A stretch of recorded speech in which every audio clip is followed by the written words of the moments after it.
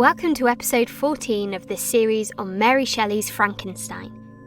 We're now approaching the end of Frankenstein's own narrative. He's destroyed the monster's companion and lost his friend, Clerval, to what we can assume is the monster's wrath. Now he returns to Geneva with plans to marry Elizabeth and confront the monster. Frankenstein's journey home with his father takes him through many of the landscapes that he and Clerval were planning to travel through. Seeing the sights and knowing what befell Clerval, Victor is racked with guilt and makes several confessions to his father.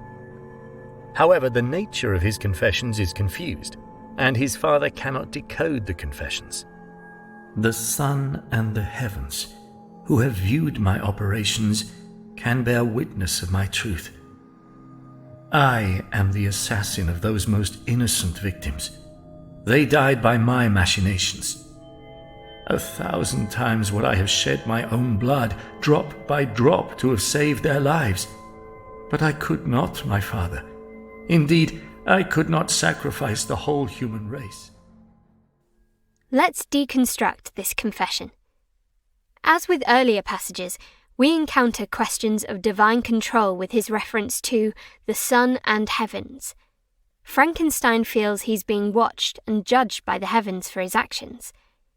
He feels guilt for the death of innocents as well, but even at this moment, he's trying to recover some grace through his decision to destroy the companion for the monster.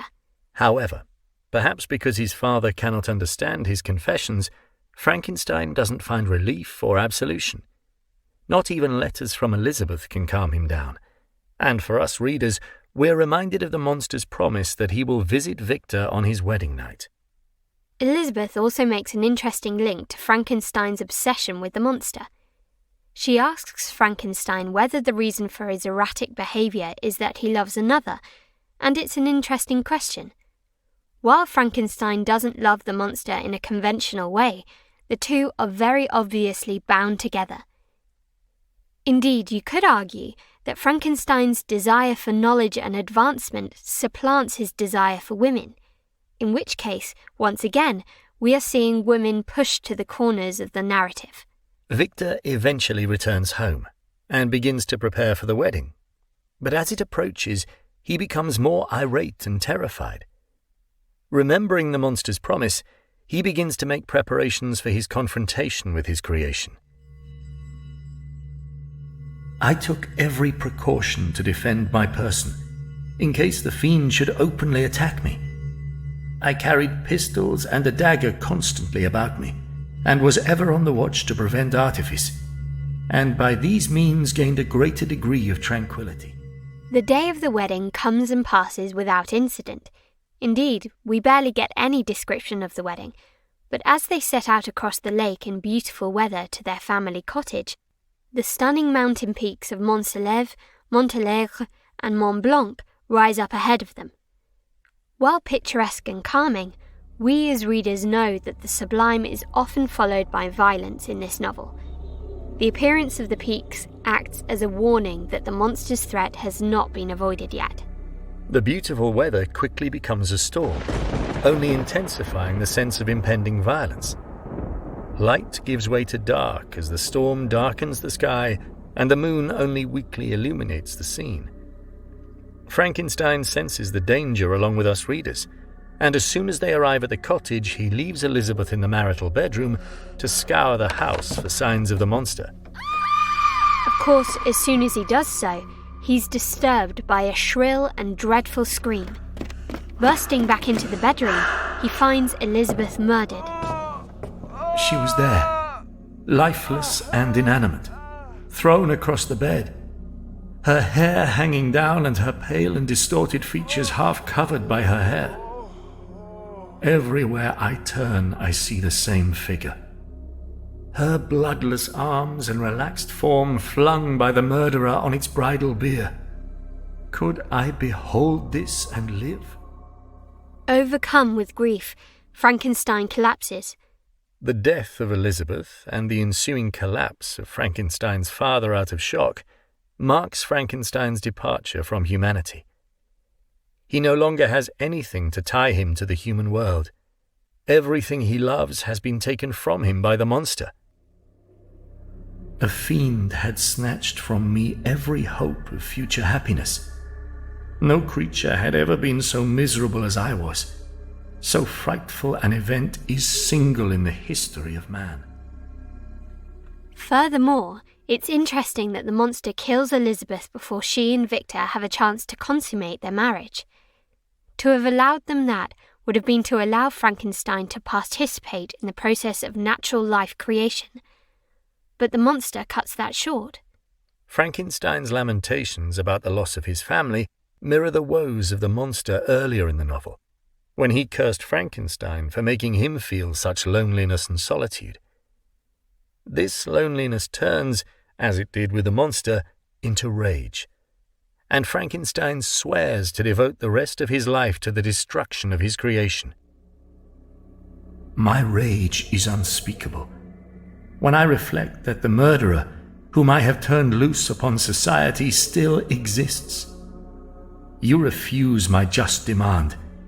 I have but one resource, and I devote myself, either in my life or death, to his destruction. Elizabeth's death is the climax of the novel, and sets Frankenstein on the path that eventually leads him to the Arctic North. Frankenstein's journey to the North in Chapter 21 is recounted in detail, starting with him breaking ties with his home and community. At the graves of his father, brother, and wife, he vows never to return to Geneva and to take his revenge on the monster. It is as if this vow summons the monster. Frankenstein hears its voice nearby, hissing, I am satisfied. Miserable wretch, you have determined to live, and I am satisfied. Frankenstein now yearns to live for as long as it takes to kill the monster. Revenge kept me alive. I dared not die and leave my adversary in being. Throughout his journey into the North, he stalks the monster and the monster stalks him. He's plagued by the monster's presence at windows and the sound of him laughing. As Frankenstein continues his hunt, his life begins to reflect the life the monster described to him.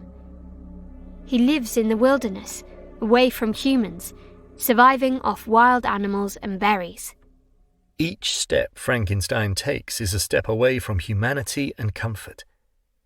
In the north, the spaces of the high, icy Alps and the destructive oceans from the Scottish Islands combine, forming an ocean of ice that is perhaps the most sublime image in the novel. The thunder of its progress, as the waters rolled and swelled beneath me, became every moment more ominous and terrific. I pressed on, but in vain. The wind arose, the sea roared, and as with a mighty shock of an earthquake it split and cracked with a tremendous and overwhelming sound. It's in this environment, on a destructive and tempestuous ocean, that Frankenstein encounters Walton's vessel, and the story comes full circle. We are drawn out of Frankenstein's frame narrative to the moment when Frankenstein becomes too ill to continue, and when he makes Walton promise to continue pursuing the monster. Do I dare ask you to undertake my pilgrimage, to endure the hardships that I have undergone? If he should appear, if the ministers of vengeance should conduct him to you, swear that he shall not live. Swear that he shall not triumph over my accumulated woes, and live to make another such a wretch as I am. With this final request, Frankenstein dies and exits the narrative, leaving Walton to continue his quest. Only one final stage remains, namely the completion of Walton's own narrative. Join us next episode to discuss Walton's experiences and the final appearance of the monster. Thanks for listening. See you next episode.